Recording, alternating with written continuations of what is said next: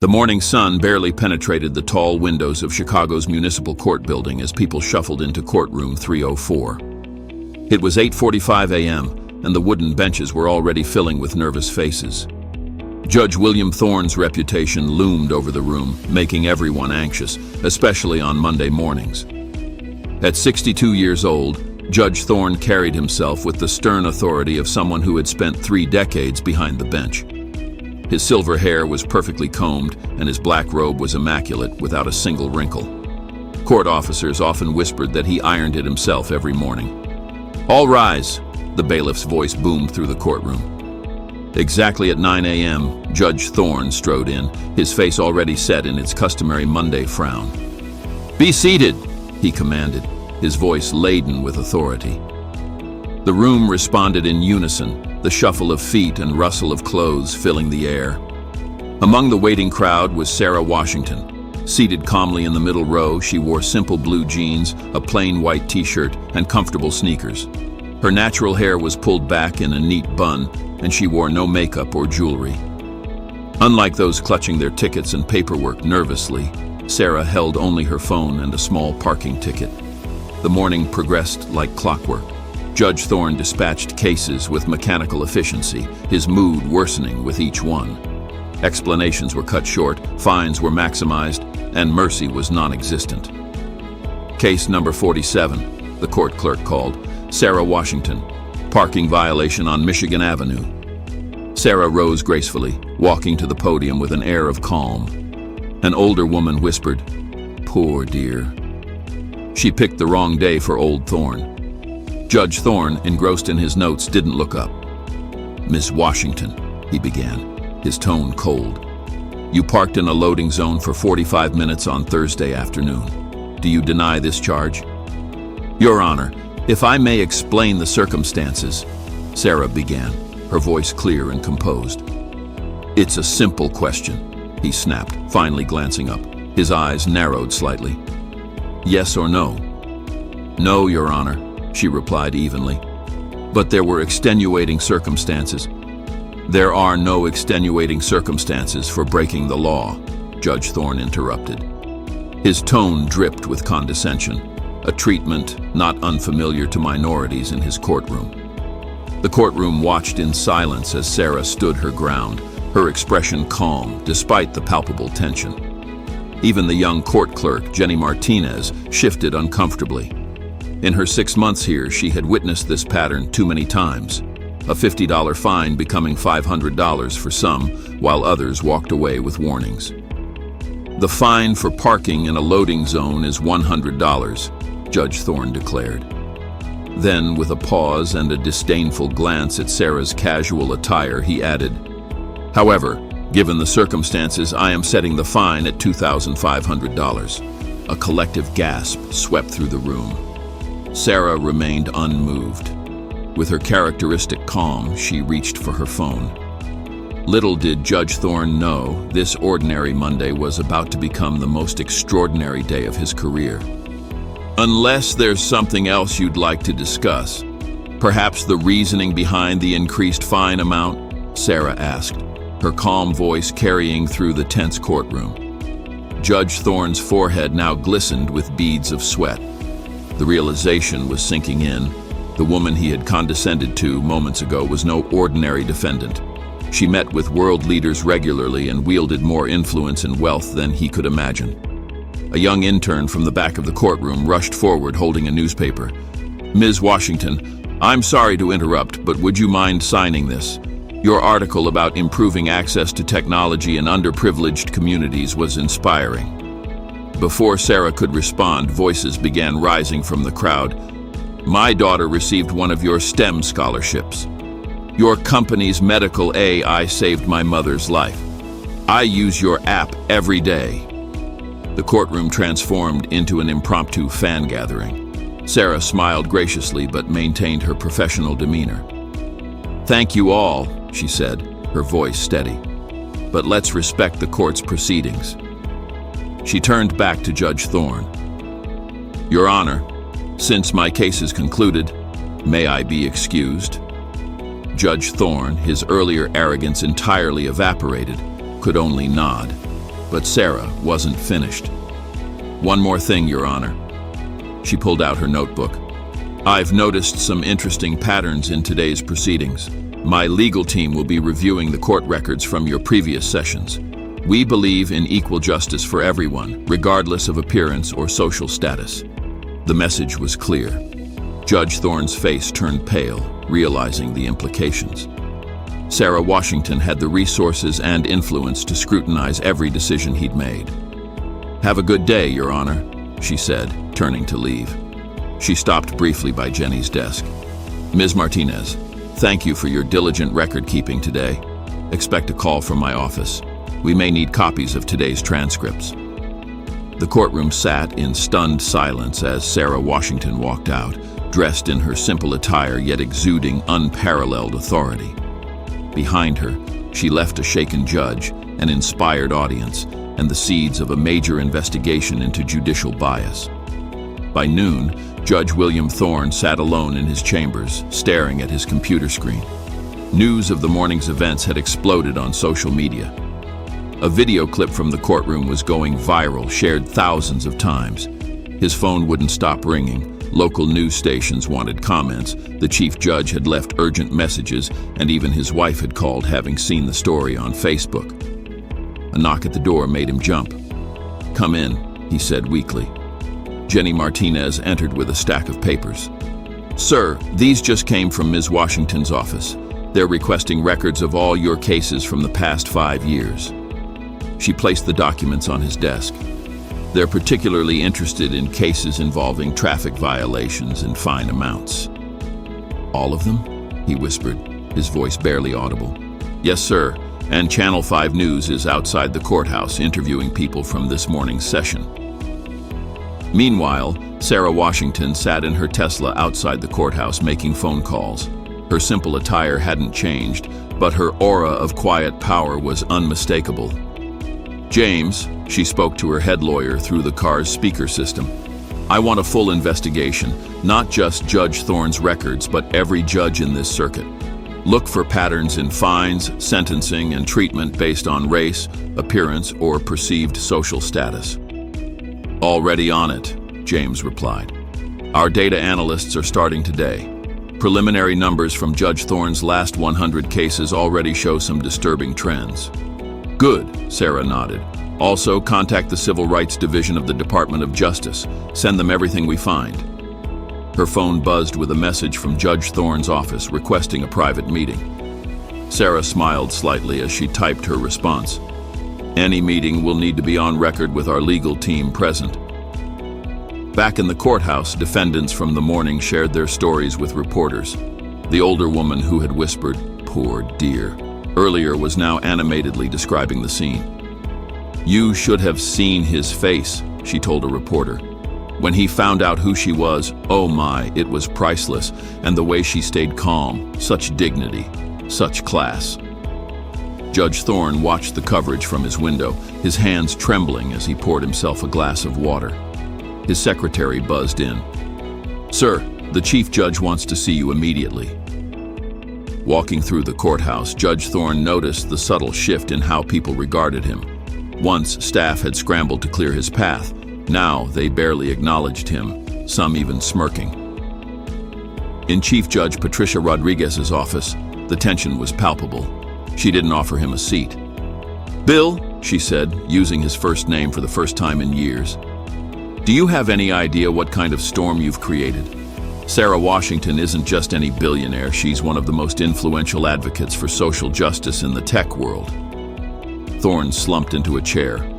"I didn't know who she was," he muttered. "That's the problem," Rodriguez snapped. "You shouldn't treat anyone differently based on who they are, rich or poor, famous or unknown. That's basic judicial ethics." As if things couldn't get worse, his secretary burst in. "Sir, Ms. Washington's team just filed a formal complaint with the Judicial Inquiry Board. They're calling for a full review of your conduct." Judge Thorne's world was collapsing. The authority he had wielded for decades was now being turned against him, all because he couldn't see past his own prejudices. "Bad day?" One board member raised an eyebrow, her tone sharp. We found hundreds of cases where you handed down unusually harsh sentences. Were you having a bad day for the past 5 years? Judge Thorne's face turned pale as his lawyer leaned in to whisper. The truth was glaring. Thorne had never imagined anyone would check his records. He had felt untouchable in his courtroom for decades. Meanwhile, at Washington Tech Solutions, Sarah met with civil rights leaders from across the city. The conference room was filled with community activists, religious leaders, and local politicians. What we found in Judge Thorne's courtroom isn't unique, Sarah explained, gesturing to the data on a large screen. But we can use this case to push for real change. Reverend Jackson, a respected civil rights activist, nodded. This is the evidence we've needed for years, but, Ms. Washington, taking on the entire judicial system will make you powerful enemies. Sarah smiled, her expression calm and determined. I didn't build $1 billion company by avoiding challenges, Reverend. Besides, what's the point of having resources if we don't use them to fix broken systems? The investigation was creating ripples far beyond Chicago. National news networks picked up the story, and other cities began scrutinizing their court systems. Civil rights organizations across the country reached out to Sarah's team, eager to adopt her data-driven approach to uncover biases in their local courts. That evening, Sarah stood in her office, gazing at the Chicago skyline. Her phone buzzed with a text from Jenny. Judge Thorne just announced he's taking a leave of absence. Sarah hadn't aimed to ruin Thorne's career. Her goal was larger. She wanted to dismantle the system that had allowed his behavior to persist for so long. Ms. Washington, her assistant interrupted, entering with a folder. We found something interesting. Judge Thorne isn't even the worst offender in the circuit. 3 other judges have numbers that are even more biased. Sarah turned from the window. Send everything to James. Call a press conference for tomorrow morning. As night fell over Chicago, lights burned late in the Washington Tech Solutions building. Sarah's team worked tirelessly, knowing they were part of something transformative. They weren't just exposing one biased judge, they were challenging decades of systemic discrimination. 2 months later, the Chicago Community Center was packed. Over 500 people filled the space, standing along walls and sitting in aisles. Sarah Washington stood on stage, addressing the crowd. Today, we're launching the Fair Justice Initiative, she announced, her voice strong and clear. This program will provide free legal assistance to anyone who believes they've been treated unfairly in traffic court. But that's just the beginning. In the front row, Jenny Martinez sat with her laptop, documenting every word. Behind her, law students in t-shirts reading "Justice for All" listened attentively. They were part of Sarah's new volunteer program. Every person who walks into a courtroom deserves respect, Sarah continued. It shouldn't matter what they're wearing, their skin color, or how much money they have in their bank account. The crowd erupted in applause. Among them was Mrs. Thompson, an elderly woman who had been fined $1,000 for a broken tail light.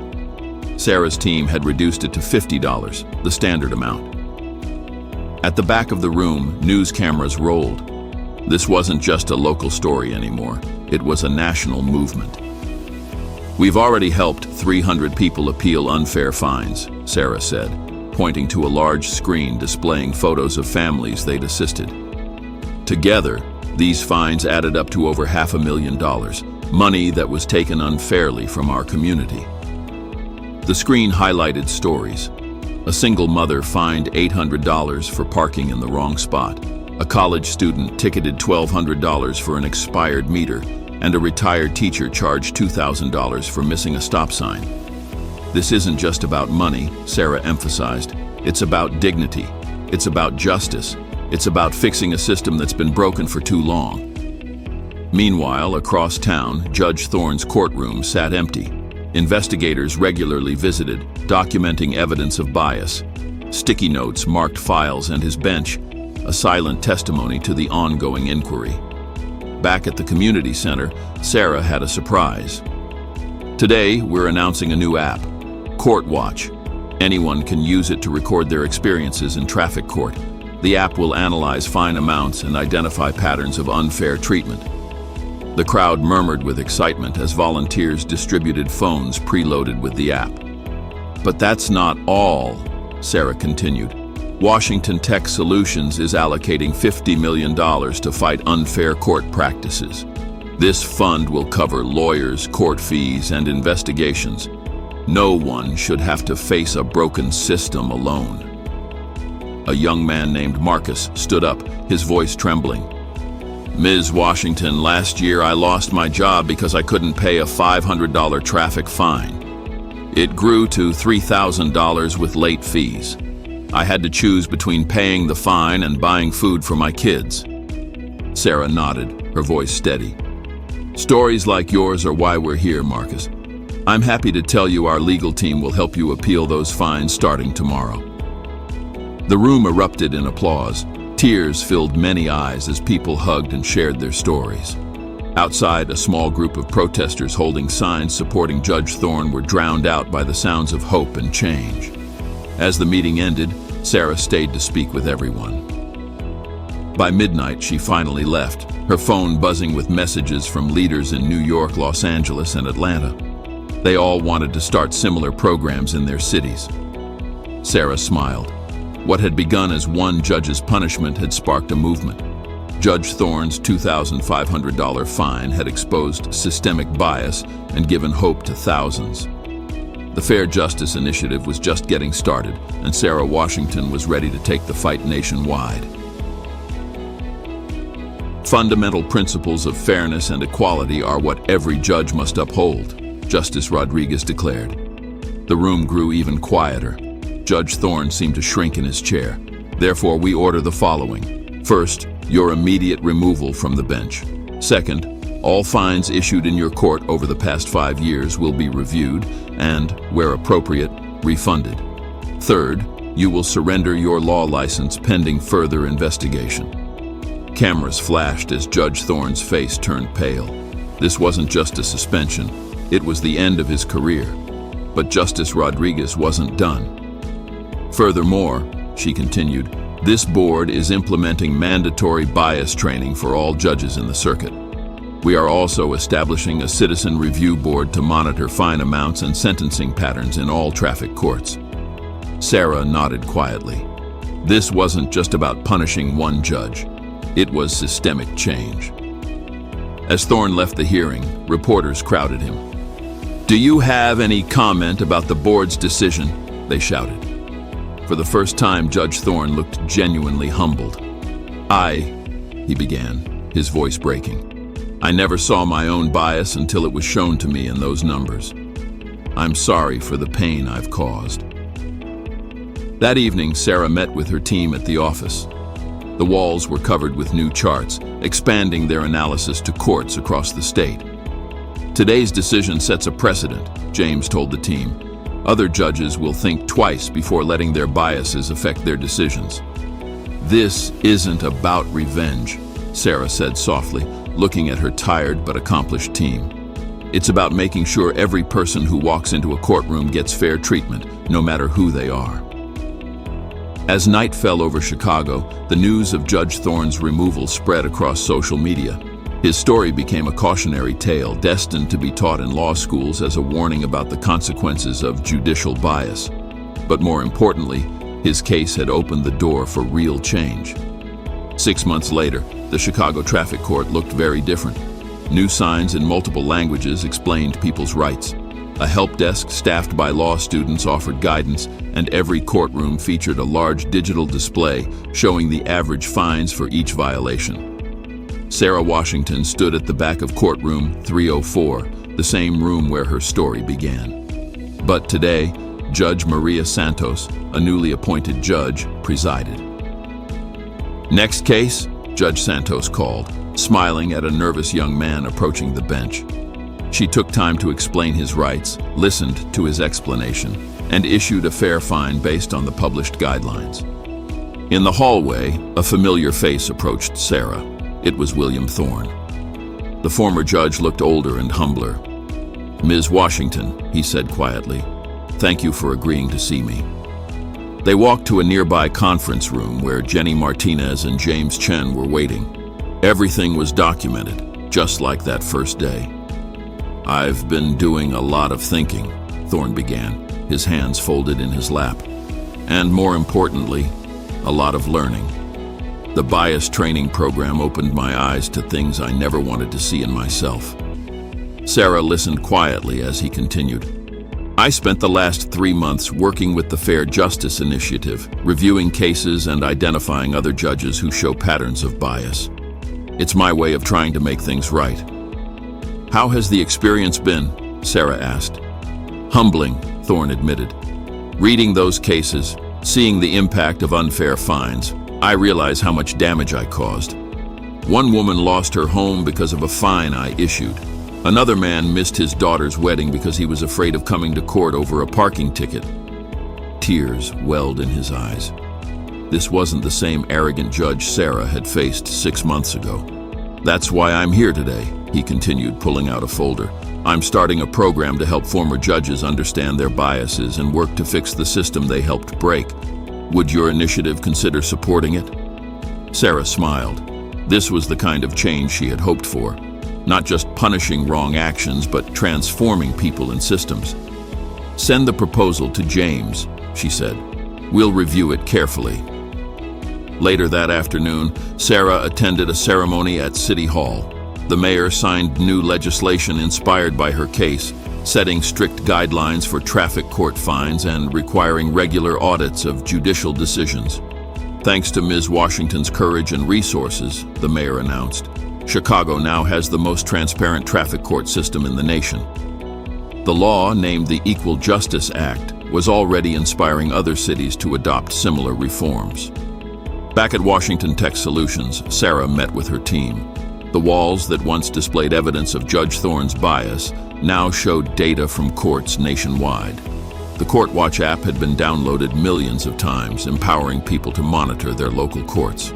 "We've helped over 10,000 people appeal unfair fines," Jenny reported, "and the new guidelines have prevented countless others from being unfairly charged." Sarah looked around at her team: lawyers, data analysts, community organizers, and volunteers. What had started as one woman standing up to an unfair fine had grown into a national movement for judicial reform. "Remember that Monday morning?" Jenny asked with a smile. "When Judge Thorne thought you couldn't afford the fine?" Sarah laughed softly. "Sometimes the best way to fight injustice is to let it reveal itself. He never asked what I did for a living. He just saw what he wanted to see." As Sarah prepared to leave for the day, she received one last piece of news. The National Judicial Council had adopted her team's guidelines for fair fines, making them the standard across the country. A simple parking ticket had started it all. But thanks to Sarah Washington's courage, resources, and determination, millions of Americans now faced a fairer justice system. The billionaire in jeans had done more than just change one courtroom. She had transformed the nation. And somewhere in Chicago, a former judge named William Thorne was teaching others the importance of seeing people for who they truly are, not what they appear to be.